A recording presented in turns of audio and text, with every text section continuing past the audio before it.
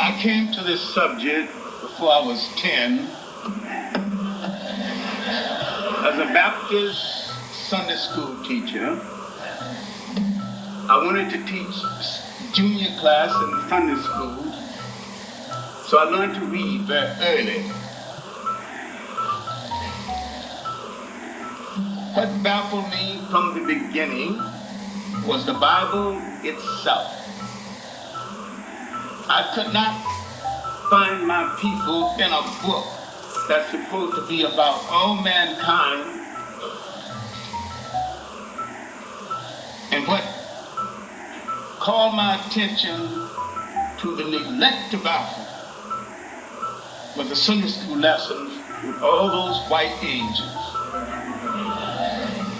And when they said God is love, God is kind, God is no respect of kin, I kept wondering, why didn't he let at least one or two little brown or black angels sneak into heaven? So I began to suggest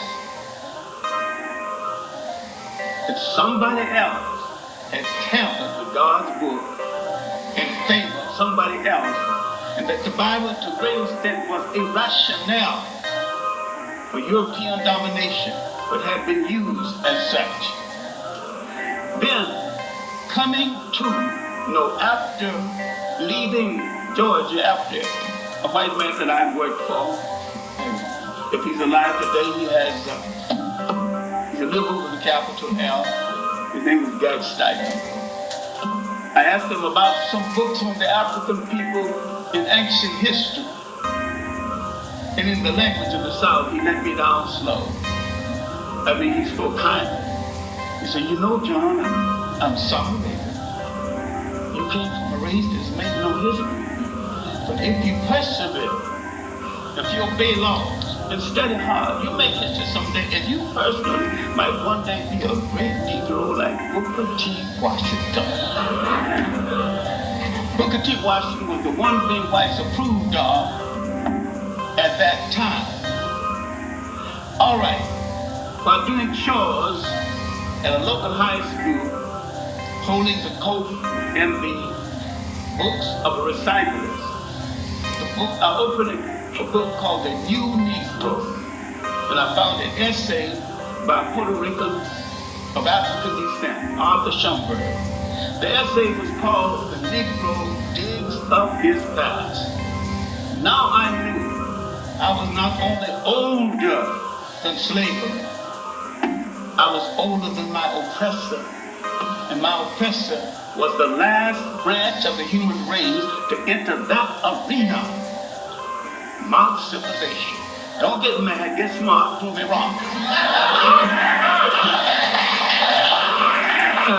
Now, in the Old Harlem History Club, under Willis M. Huggins, long since dead, John Jackson died only a few years ago. We had to take up a collection to bury him.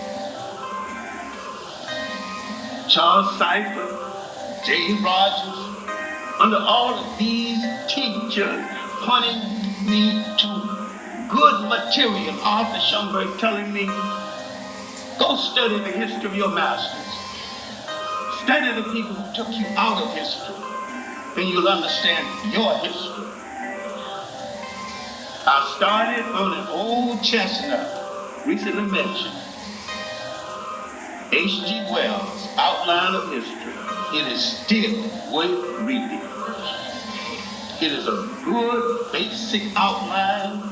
His basic facts are in order. When he tells you about the Crusades, he's not off one iota.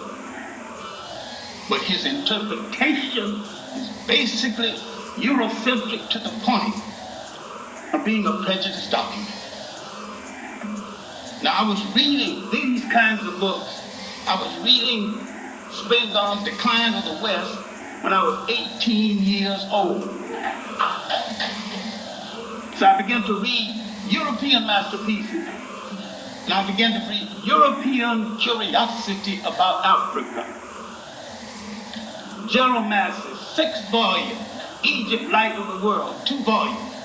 Natural Genesis, 2 volumes. Book of the Beginning, 2 volumes. And I began to read Gerald Massey's attitude on religion and his idea that really European concepts of religion was stolen from outside of Europe. He was not a historian. He was not an Egyptologist. He was an agnostic, fighting the arrogance of the European of that day. See, the History Club led me to not only reading masterpieces by white radical writers who set the black radical writers in motion. A whole lot of claims blacks did not make until they saw the documents and works written by Europeans.